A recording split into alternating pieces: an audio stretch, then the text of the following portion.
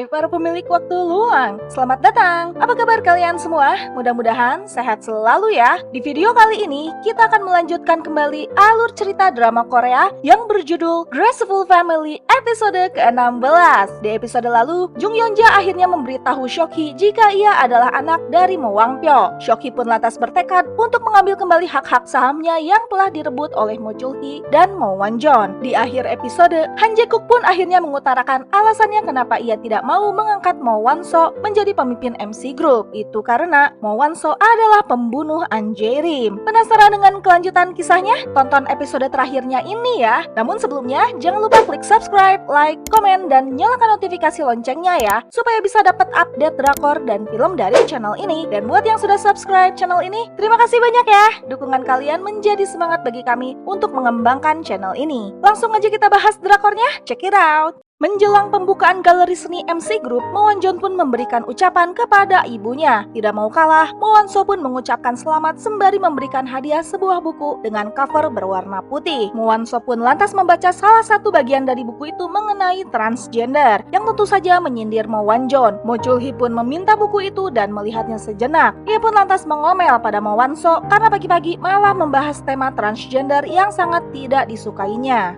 Ha Yong-seo pun lantas mendapat hadiah sebuah anggur merah kesukaannya dari Menteri Kebudayaan, dan tentu saja ia gembira. Ia pun lantas meminta Mo Chul-hee untuk datang mendampinginya. Namun Mo Chul-hee yang mendapat telepon dari An Jae-rim memutuskan hendak mengunjunginya di vilanya. Rupanya Ha Yong-seo menguping. Ia pun memohon dan menangis agar Mo Chul-hee tidak membawa An Jae-rim tinggal di rumah keluarga MC Group. Mo Wan-so yang melihat Ha Yong-seo bersedih pun lantas menghampirinya, hendak menghiburnya. Namun Ha Yong-seo mengatakan selama 20 tahun ini hidupnya terasa tidak nyaman karena dianggap pelakor. Namun satu-satunya jalan untuk membuktikan keberadaannya di keluarga MC Group adalah kedua anaknya, terutama Mo Wan-jon. Mengapa? Karena Mo Wan-so dianggap sebuah kegagalan yang tidak bisa dibuang. Ha Yong-seo pun pergi meninggalkan Mo Wan-so yang tampak sedih dan kecewa. Sementara itu, Mo Wan-jon yang seorang transgender teringat akan ayahnya yang menunjukkan ketidaksukaannya pada transgender. Hari itu, ia pun pergi menemui An Jae-rim yang mengetahui identitas aslinya dan meminta agar tidak membocorkan pada sang ayah. An Jae-rim dengan bijaksana pun berkata ia tidak akan membocorkan rahasia ini pada Mo Chul-hee.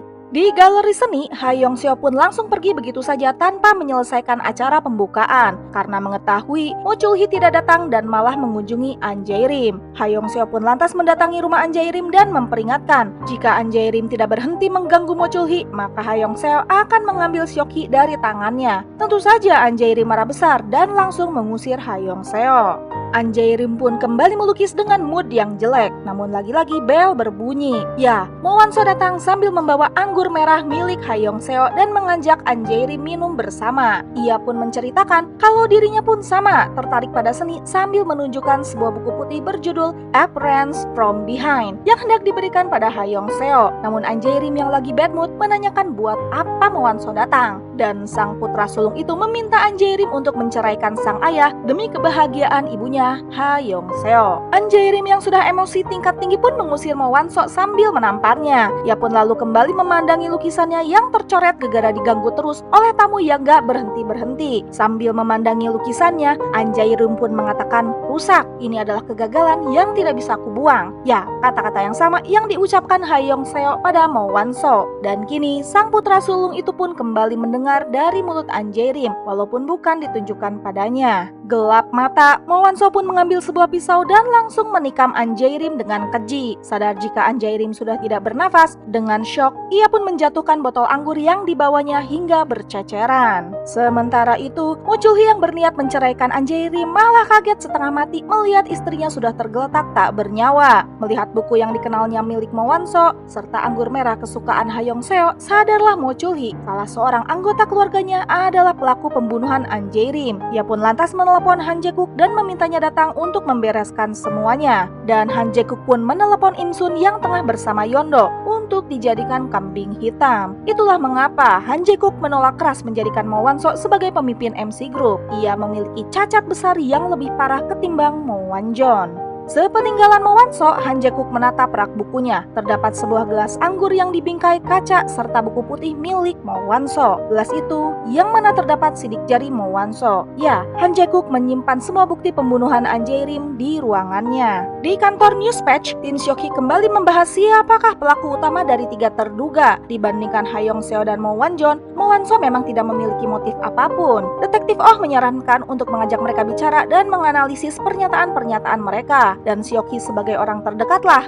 yang akan melakukannya. Dimulai dari Ha Yong-seo, Seok-hee membawakan anggur merah yang disukai Ha Yong-seo dan ia pun mengatakan jika anggur kesukaannya itu ada di TKP. Seok-hee pun bertanya, apakah Ha Yong-seo minum anggur bersama ibunya hari itu? Ha Yong-seo menjawab, ia hanya meminum anggur dengan orang yang disayanginya. Dan An Jae-rim jelas bukan orang yang disayangi Ha Yong-seo. Saking bencinya, Ha Yong-seo sebenarnya ingin membunuh An Jae-rim, tapi ia tidak mau hidup sebagai seorang pembunuh. Seok-hee pun mulai menganalisa perkataan Ha Yong-seo itu. Di saat bersamaan, Mo Wan-so datang dengan gaya santuinya. Tanpa basa-basi, Seok-hee langsung bertanya, apakah Mo Wan-so yang membunuh ibunya? Walaupun Seok-hee berharap bukan, karena di rumah itu Mo Wan-so lah satu-satunya orang yang membuatnya merasa nyaman. Seok-hee pun bertanya, apa yang dibawa Mo Wan-so di dalam tas saat pergi ke rumah An Jae-rim? Mo Wan-so menjawab, hanya sekedar hadiah untuk seorang seniman.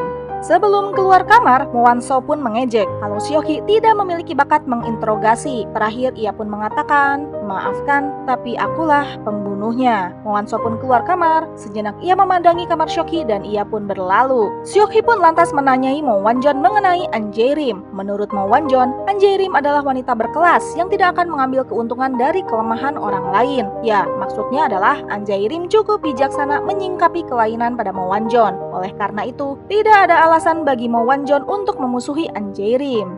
Setelah membuat pengakuan pada Seok-hee, Mo Wan-so pun mengunjungi Yeon-do dan mengajaknya minum-minum. Curhat, Mo Wan-so mengatakan jika ia dan Yeon-do senasib, sama-sama sedang mencari keberadaan sosok ibu. Bedanya, ibunya Yeon-do jauh secara fisik, sedangkan Mo Wan-so jauh secara emosional. Mo Wan-so mengatakan jika di masa depan Yeon-do harus lebih bahagia karena selama ini telah mengalami masa yang sulit. Yeon-do pun lalu mengatakan jika ada 3 tersangka utama pelaku pembunuhan An Jae-rim, termasuk Mo Wan-so yang dianggap tidak memiliki motif, dan Yeon-do berharap dari ketiga orang itu Mo Wan-so bukanlah pelakunya, karena bagi Yeon-do, Mo Wan-so adalah orang yang baik. Sebelum pergi, Mo Wan-so menatap Heo Yeon-do sejenak. Saat sedang berjalan memunggungi Yeon-do, Mo Wan-so pun berbalik dan mengatakan jika ia tidak ingin Yeon-do melihatnya dari belakang, karena punggung seseorang tidak tahu cara berbohong. Mendengar perkataan Mo Wan-so, sadarlah Yeon-do, Mo Wan-so lah pelakunya. Kenapa? Yeon-do teringat buku putih yang berjudul Appearance from Behind, yang artinya penampilan dari belakang.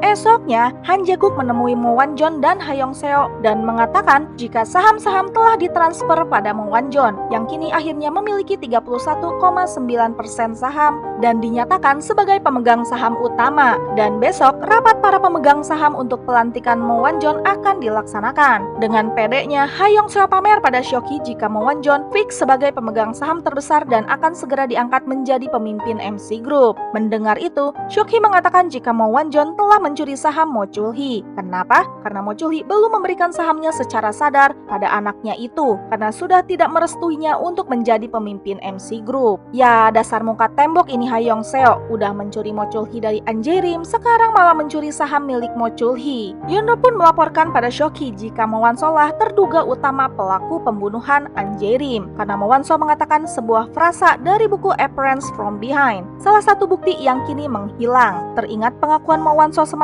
yang sempat ia anggap main-main, dan Seok-hee pun terkejut, tidak menyangka satu-satunya orang yang ia anggap baik di keluarga mengerikan itu rupanya adalah pelaku pembunuhan ibunya. Yeon-do pun menduga jika benar Mo Wan-so lah pelakunya, maka kemungkinan semua bukti sudah disimpan Han Jae-guk, dan berdasarkan pengakuan Mo Wan-so itulah menjadi kesempatan bagi Yeon-do dan Seok-hee untuk mengajukan sidang ulang kembali dan juga bisa menyeret Han Jae-guk ke penjara. Namun masih ada ganjalan lain, yaitu pengangkatan ilegal Mo Wan-jon yang tidak memiliki restu Mo Chul-hee. Mendengar itu, tiba-tiba saja Yeon-do teringat sesuatu.